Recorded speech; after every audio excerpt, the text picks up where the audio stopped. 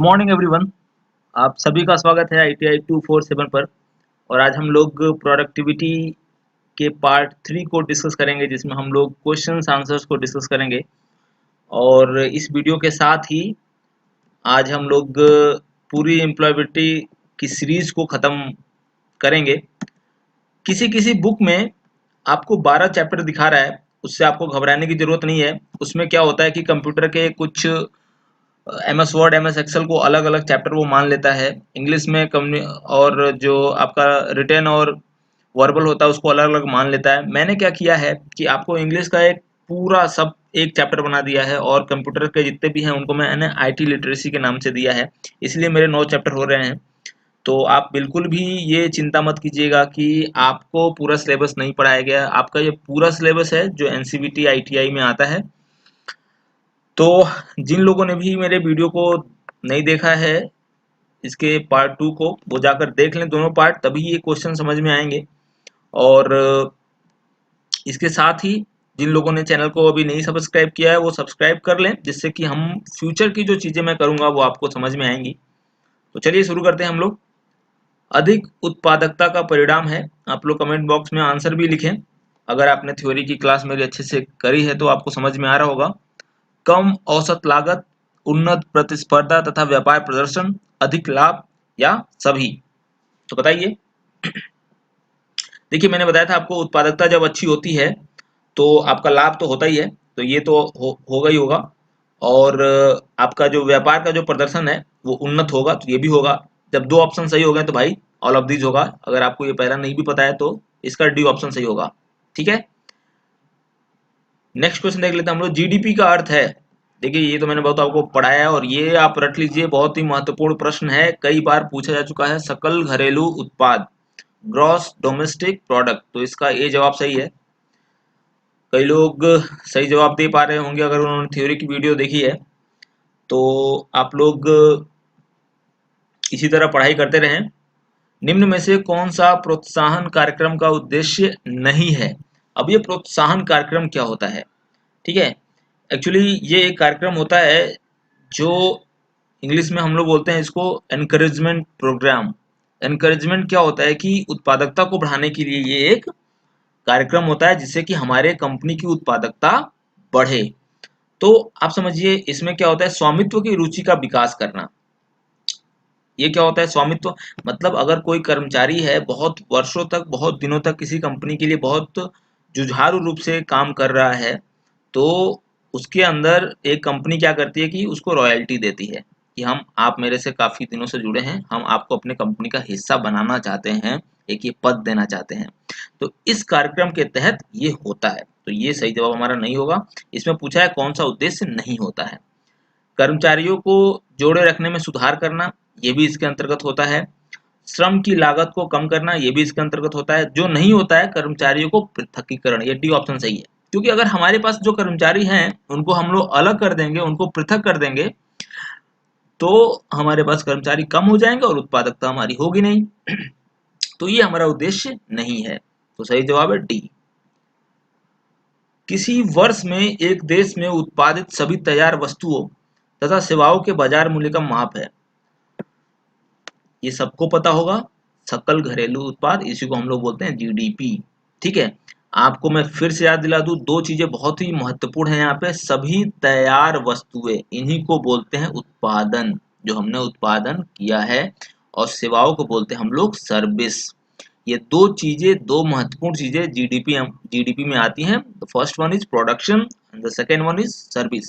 Service में railway की service हो गई, हॉस्पिटल की सर्विस हो गई, टीचिंग की सर्विस हो गई, रोडवेज की सर्विस हो गई, जिसमें हम लोग कोई प्रोडक्ट नहीं बनाते हैं, तो ये सब सर्विस में आती हैं। और जहाँ पे प्रोडक्ट बनता है, जैसे मोबाइल मैन्युफैक्चरिंग, स्टील मैन्युफैक्चरिंग, कोल मैन्युफैक्चरिंग, ठीक है, तो जितनी भी मैन्युफैक्चरिंग होती है, उत्पादन होता है, वो सब इसमें आते हैं।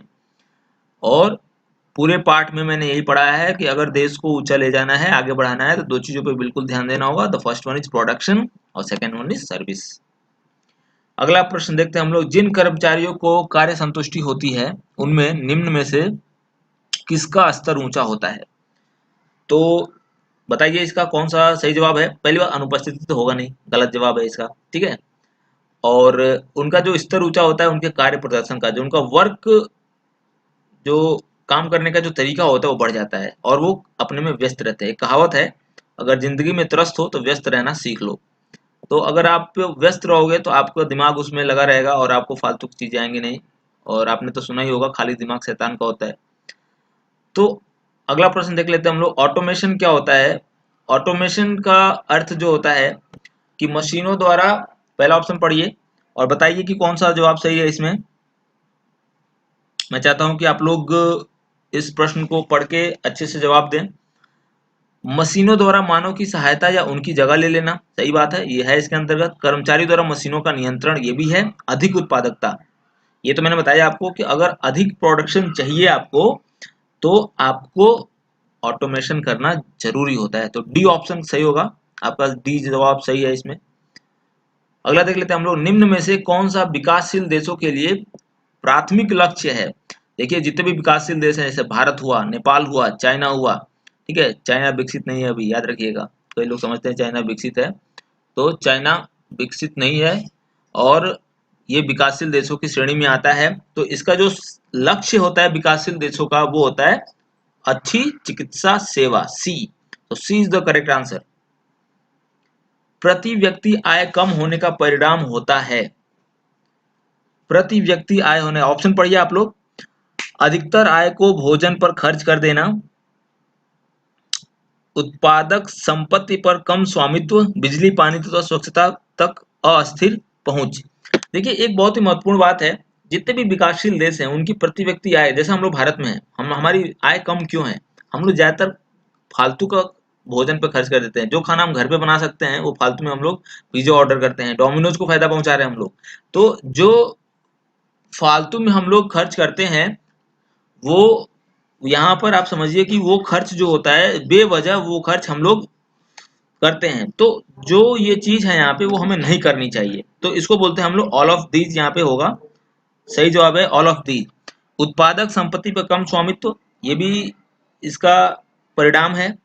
ठीक है, कि अगर हम लोग जहां उत्पादन करते हैं, ठीक है, अगर वहां पे हमें वैल्यू नहीं मिल रही है, हमें स्वामित्व नहीं मिल रहा है, तो भी हमारी आय अधिक नहीं होती है। क्योंकि अगर हमें स्वामित्व मिलेगा, उस कंपनी से हमें रॉयल्टी मिलेगी, तो हमारा आय क्या होगा, अधिक होगा।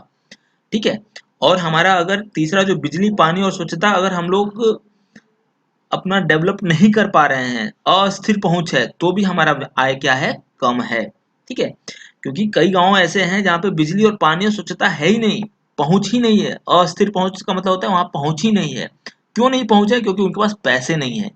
और जब पैसे नहीं है मतलब प्रति व्यक्ति आय कम है। बात आ रही समझ में। तो इसीलिए यहाँ पे ऑल ऑफ दीज सही होगा। अगला हम लोग क्वेश्चन देखते हैं हम लोग, एक प्रणाली जिसके माध्यम से कर्मचारियों को उनके प्रदर्शन पर नियमित प्रतिक्रिया दी जाती है, उसे क्या कहते हैं।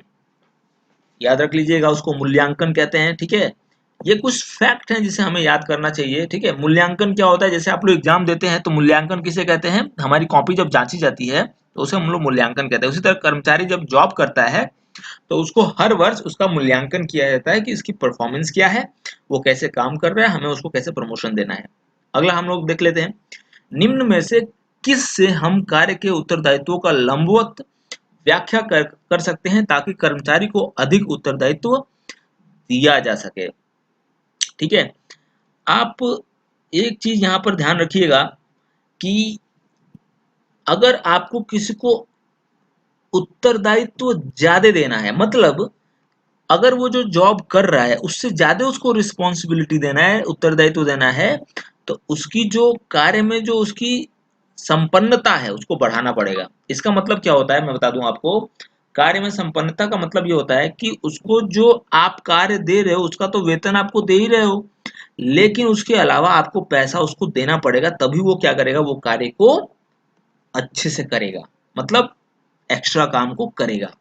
सिर्फ आपने कार्य को बढ़ा दिया और पैसा नहीं बढ़ा रहे हो तो वो उसको क्या लगेगा, बोरिंग लगेगा और वो उसको मन से करेगा ही नहीं। ठीक है, कार्य का आवर्तन का मतलब होता है कार्य को घटा देना। तो इसका सही जवाब जो होगा हमारा सी होगा। आशा करता हूँ कि आप लोगों को चीजें समझ में आ रही होंगी। देखिए जो क्वेश्चंस हम लोग डिस्कस करते हैं इसमें बहुत सारी चीजें हम लोग को समझ में आती हैं। वीडियो में मैंने जो आपको पढ़ाया थ्योरी वो तो इम्पोर्टेंट है ही, ये भी बड़ा इम्पोर्टेंट है, तो आप लोग इसको देखते रहा करें। कर्मचारी को एक ही प्रकार का कार्य अधिकता में देना का उदाहरण है। अगर हम लोग किसी कर्मचारी को एक ही काम ज्यादा दे देते हैं तो वो संपन्नता नहीं होती है भाई। ठीक है, संपन्नता क्या होती है? कार्य के साथ साथ पैसा भी देना। समझ में आ रही बात? वो कार्य वृद्धि है। तो इसका सही जवाब हो जाएगा सी। अगर एक ही प्रकार का कार्य हम लोग अधिक दे दे रहे हैं उसको तो वो कार्य वृद्धि है।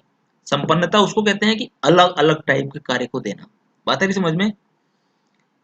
निम्न में से किसका संबंध सामान्यतः अति उत्साही कार्यबल से नहीं होता है? अति उत्साही कार्यबल से नहीं होता है। ठीक है, अब इसमें नहीं पूछ रहा है। ठीक है, तो अधिक कार्य संतुष्टि, इसका सही जवाब है अधिक कार्य संतुष्टि। ठीक है, क्योंकि अगर हमारे पास ज्यादा वर्क सेटिस्फेक्शन हो जाएगा तो हम एक तरीके से काम को बोलते हैं ना, ओवर कॉन्फिडेंस हो जाना। ठीक है, तो वो हम काम को सही से करेंगे ही नहीं। तो हमें रिस्पॉन्सिबिलिटी के साथ काम को करते रहना चाहिए। तो इसका सही जवाब है आपका सी। वह ऊर्जा जो व्यवहार को प्रारंभ करती है और व्यवहार को उद्देश्य एवं दिशा देती है उसे क्या कहते हैं? ये देखिए, जो एनर्जी होती है जो हमें कोई मोटिवेशन देती है, एक डायरेक्शन देती है, उसको हम लोग मोटिवेशन कहते हैं, अभिप्रेरणा कहते हैं। उसको इंग्लिश में मोटिवेशन और हिंदी में अभिप्रेरणा कहते हैं। तो इसका सही जवाब ए होगा। ठीक है, अगले प्रश्न की ओर बढ़ते हैं हम लोग। पीएलबी का अर्थ है, ये मैंने आपको बता दिया भाई। पीएलबी जो होती है उसको हम लोग क्या बोलते हैं? अगर आप लोगों को थ्योरी मेरी अच्छी से समझ में आई होगी तो आपको इसका फुल फॉर्म पता होगा, प्रोडक्टिविटी लिंक्ड बोनस, जिसको हम लोग बोलते हैं उत्पादकता से संबंधित बोनस। ये जवाब इसका सही है। एक चीज और बता दूं मैं आपको कि अब आप कहेंगे कि इसमें उत्पादन से संबंधित बोनस ये भी दे दिया है। अब दोनों, ये जो पी है ये प्रोडक्शन से रिलेटेड है, इसीलिए दोनों सही है। तो इसका ए जवाब नहीं सही होगा, सी होगा। कई लोग ए जवाब लगा देंगे, गलत हो जाएगा। आपको ये भी समझना है एक्चुअली ये जो बोनस होता है वो दोनों के लिए होता है, उत्पादकता के लिए भी होता है और उत्पादन के लिए भी होता है। तो ये दोनों से संबंधित बोनस है। तो ए और बी दोनों सही होगा। ठीक है, अगर इसका फुल फॉर्म पूछे तो उसका मतलब हो जाएगा प्रोडक्टिविटी लिंक्ड बोनस। अगले प्रश्न की ओर चलते हैं हम लोग। कार्य में सहायक उपकरणों की आवश्यकता होती है। ठीक है, अब जैसे जो सहायक उपकरण क्या होते हैं? जो ऐसे उपकरण जो कर्मचारी को फैक्ट्री में काम करने के लिए आवश्यक होते हैं। ठीक है, तो बी ऑप्शन सही दिख रहा है आपको यहाँ पे, कर्मचारियों की उनके कार्य में सहायता करने के लिए दिया जाता है इसको। अगले प्रश्न की ओर बढ़ते हैं। जीवन स्तर को बढ़ाया जा सकता है, कैसे हम लोग जीवन स्तर को बढ़ा सकते हैं? बताइए, आप लोग ऑप्शन पढ़िए और जवाब देने की कोशिश कीजिए। ठीक है, वस्तुओं एवं सेवाओं का ऊंचा मूल्य लेकर, वस्तुओं एवं सेवाओं का कम मूल्य लेकर, वस्तुओं एवं सेवाओं की आपूर्ति बढ़ाकर। देखिए साफ आपको दिख गए यहाँ पे। अगर हम सर्विस और आपूर्ति, आपूर्ति मतलब सप्लाई, सप्लाई कब होगी? जब हमारा उत्पादन होगा। उत्पादन कब होगा? जब उत्पादकता हमारी बढ़ेगी। फिर से वही बात है कि जीडीपी की, हमारी जीवन स्तर तभी सुधर सकता है जब हमारा जीडीपी बढ़ेगा। जीडीपी तभी बढ़ेगा जब हम सेवाओं, सर्विस और आपूर्ति मतलब डिमांड, सॉरी सप्लाई, सप्लाई कब बढ़ेगी? जब उत्पादन ज्यादा होगा। तो इसको बढ़ाएंगे तभी हमारा जीवन स्तर सुधरेगा। सी इसका सही जवाब है। ठीक है, आशा करता हूँ कि आप लोग को समझ में आ रहा होगा। जिनको भी थोड़ी बहुत दिक्कत हो रही है पहले थ्योरी क्लास क्लास एक बार और देखें, 2-3 बार वीडियो देख लेंगे, बिल्कुल भी कंफ्यूजन नहीं होगा। किसी भी उद्योग में उत्पादकता में वृद्धि के परिणाम स्वरूप, बताइए इसका क्या जवाब सही होगा? ऑप्शन दिया हुआ है आपके। कार्य का विस्तृत वर्गीकरण होता है, ग्राहकों को अधिक संतुष्टि मिलती है, देश की कुल जीडीपी को बढ़ाती है। इसमें सारे जवाब ये सही होंगे। बात आ रही समझ में? डी इसका सही जवाब है। उत्पादकता बढ़ने से, ये मैं बता चुका हूं कई बार आपको कि आपकी जीडीपी बढ़ती है और कार्य का विस्तारीकरण होता है और ग्राहकों को अधिक संतुष्टि मिलती है, क्योंकि भाई उत्पादकता बढ़ी है तो उनको सैलरी भी, पैसे भी अच्छे मिलेंगे। ठीक है। इनमें से कौन सा कर्मचारियों के उन्नत कौशल का फायदा है? उन्नत कौशल मतलब अगर आपके पास स्किल अच्छी होगी, ये पूछा जा रहा है कि अगर कर्मचारी के पास अच्छा स्किल है, कौशल अच्छा है, तो क्या होगा? सबसे पहली बात तो अधिक प्रशिक्षित कर्मचारी अधिक उत्पादक होते हैं। सही बात है। अगर हमारे पास स्किल अच्छा है तो हम उत्पादन ज्यादा करेंगे, हमको ज्यादा अच्छा आता है चीज को करने का, तो हम ज्यादा चीजें बना पाएंगे। कुशल कर्मचारियों को अधिक वेतन मिलता है, ये भी बात सही है। तो ए और बी सही जवाब है इसके।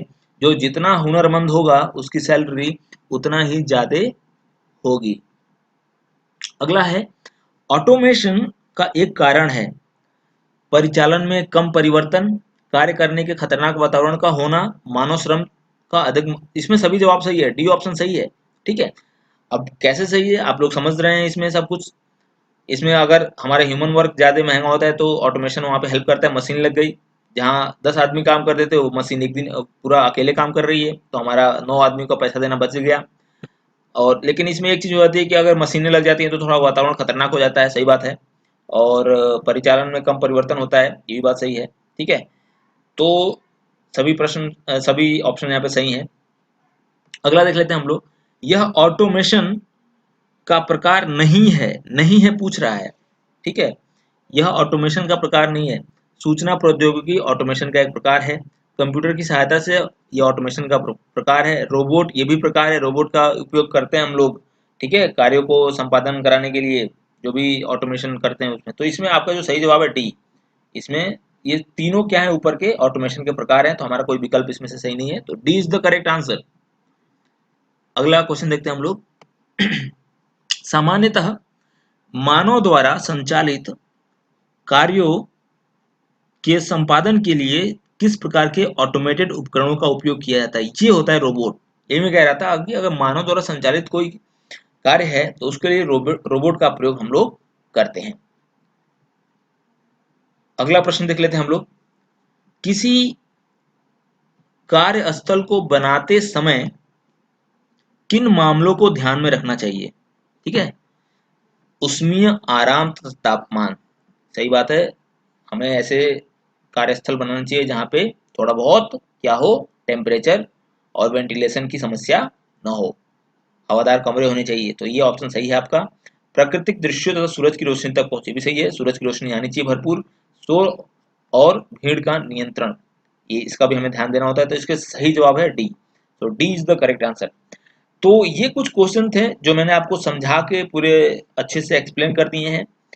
तो ये हमारी वीडियो जो थी, ये पूरे थ्योरी और क्वेश्चंस की एक पूरी समग्र एक मैंने आपको एक तरीके से मैंने आपको पूरा एक मटेरियल दे दिया है। तो आप पूरे इस वीडियो को देखते रहें, बार बार देखते रहें। जितनी बार देखेंगे आपको इम्प्रोबेबिलिटी बहुत अच्छे से समझ में आएगी और आप डेफिनेटली 40 से ज़्यादा नंबर लेकर आएंगे। तो आज के लिए इतना ही करते हैं। और जाते जाते मैं आपको बता दूं कि जिन लोगों ने भी चैनल को भी सब्सक्राइब नहीं किया है तो यहाँ पर आपको दिख रहा है मेरा लोगो, उसको क्लिक करके चैनल को सब्सक्राइब कर दें। और अगर मेरे वीडियो आपको अच्छे लग रहे हैं तो आप अपने और दोस्तों को भी इसको शेयर करें और इन प्लेलिस्ट को बार बार देखते रहा करें। तो मिलते हैं अगले नए वीडियो के साथ। Thank you so much.